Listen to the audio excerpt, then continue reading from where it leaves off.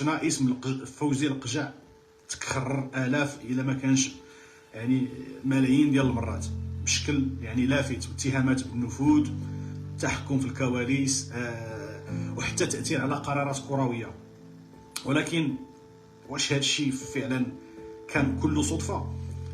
لأن في السوشيال ميديا الصورة كتوضح شوية، لأن طلعوا هاشتاغات في اليومين الأخرين واحد السرعة مفاجئة، الفيديوهات انتشرت بسرعة ونفس الرسائل كتعاود، يعني الهيمنة المغربية، التحكم في الكاف، هذا الشيء كله يعني كيخلينا نطرحوا واحد السؤال مهم: واش هذه حملة عفوية ولا حرب رقمية منظمة كيف ما كنا تنقولوا في كاع المباشرات اللي دازوا؟ حيت الا خرجنا من السياق ديال الكرة غادي نلقاو المغرب كيتمدد اقتصاديا وسياسيا في افريقيا، استثمارات، شراكات وحضور قوي. وهنا فين كيولي الصراع ماشي غير رياضي، لكن الصراع على النفوذ في القارة، وكتخدم فيه الكرة كجزء